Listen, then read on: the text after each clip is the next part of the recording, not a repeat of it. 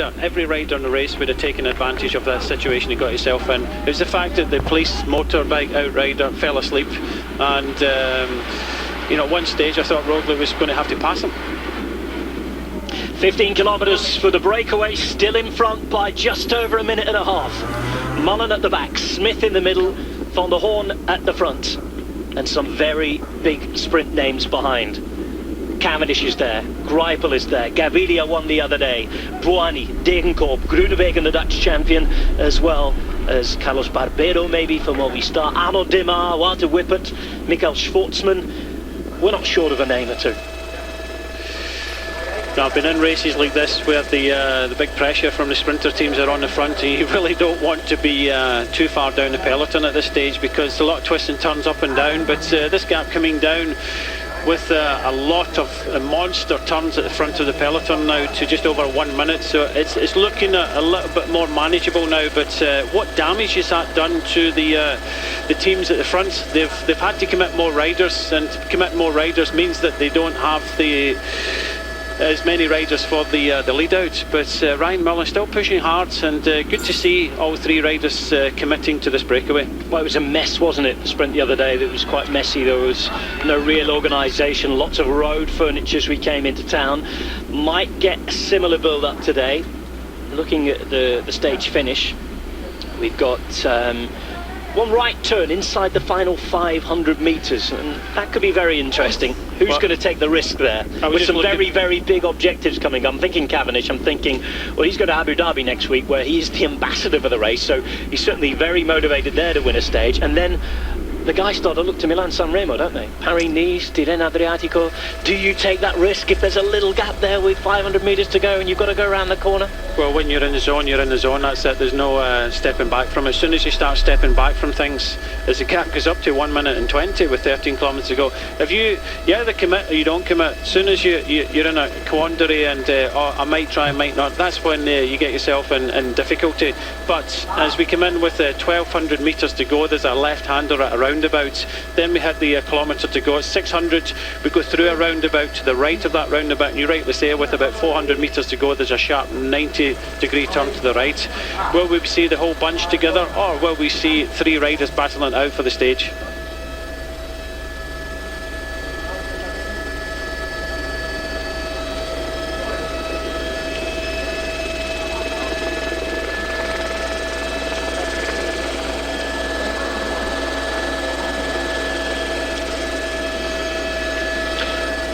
One minute 17 seconds for the three men in the breakaway.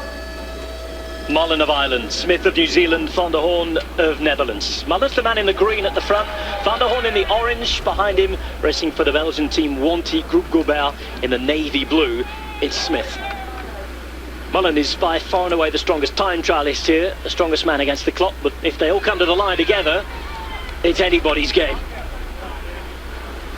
The beauty of live sport, and a lot of you probably would have turned on your televisions today thinking, okay, we're going to have a sprint, we'll have a little bit of a build-up, let's talk about how the race is going. Not many people would have been expecting this gap at this stage.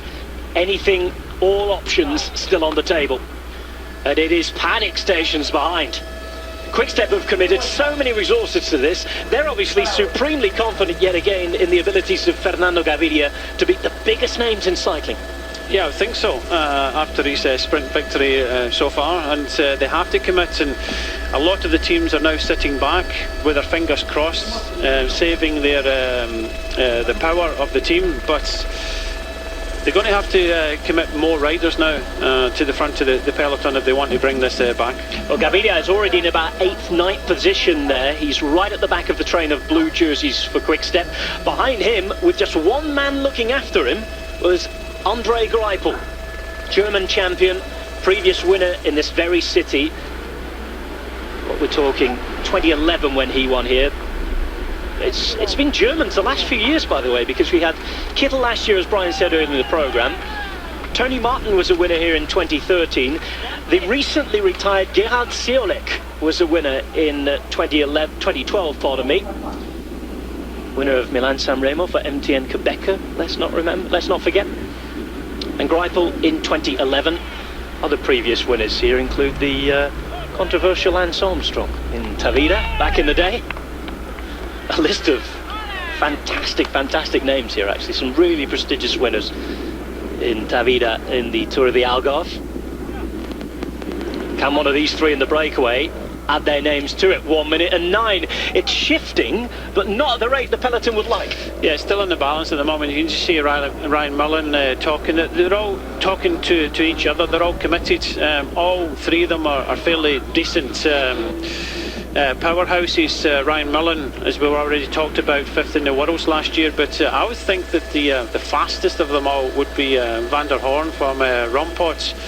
And that's the danger you've got. It starts to play in your mind, and the sports directors behind will be doing their homework. But I think if I was in that situation, I'd just say, look, we've committed the long stage today, just get us to the last kilometre, and then it's just going to be the strongest man that wins.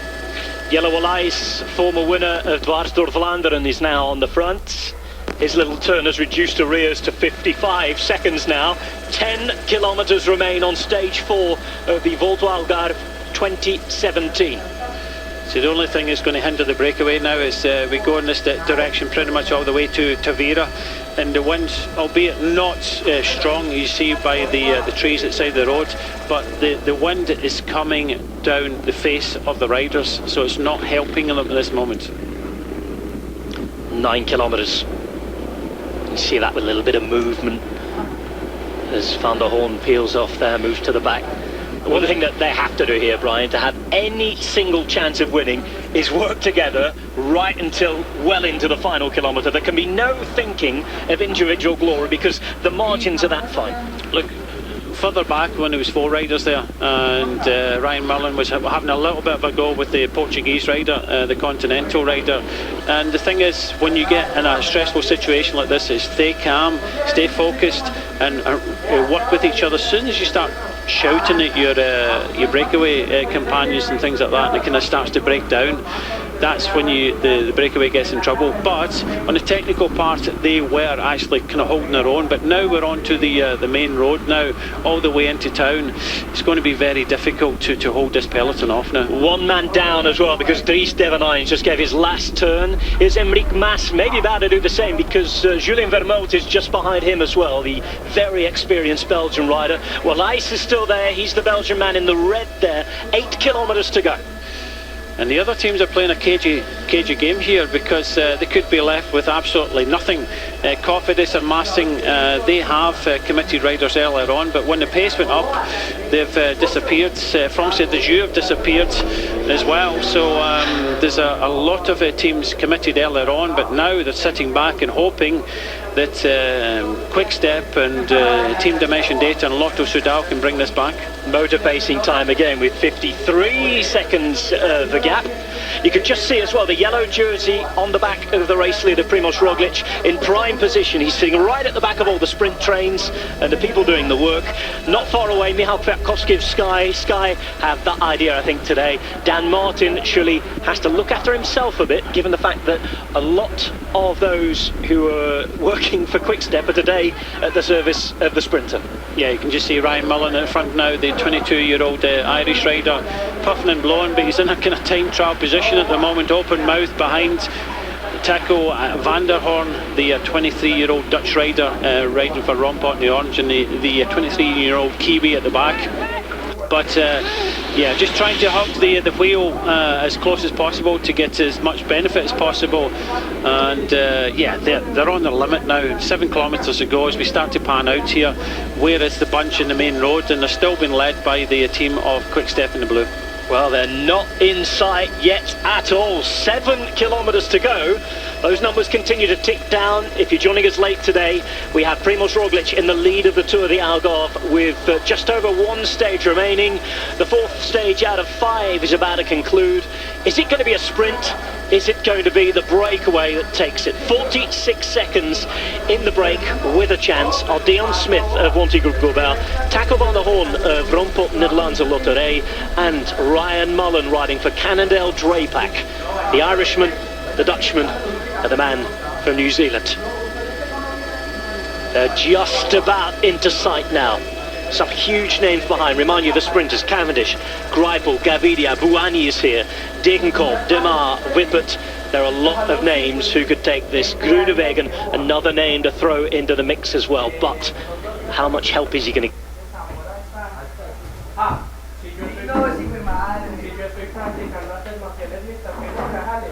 get today? Because you would think that the team's thinking of the race.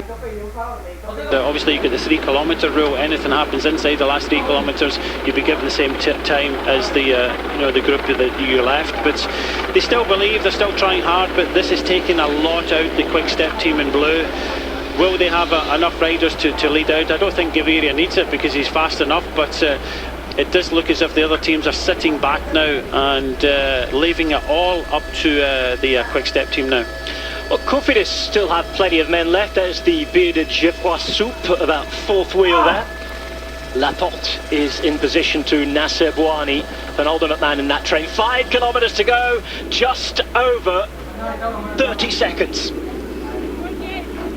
Well, you can see the Peloton are pretty confident now that it'll be brought back and leaving it all up to Quick Step, because Team Dimension Data have kind of sat back now. Lotto Soudal sat back now, so I think by seeing them just down the road at 27 seconds, they're now confident this is going to be a sprint. These guys have other ideas.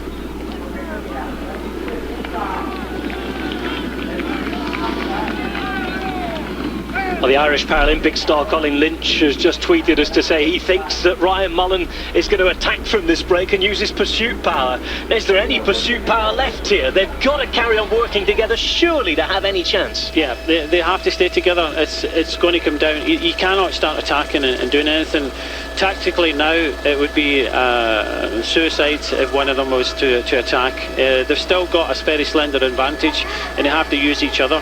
It's just one of the cases where if they do get into the last kilometre, it's the fastest man, the strongest man is going to win. But I don't think this is going to be the case now. I think they're going to be brought back now, and Quick Step are going to do they put the final nail in the coffin.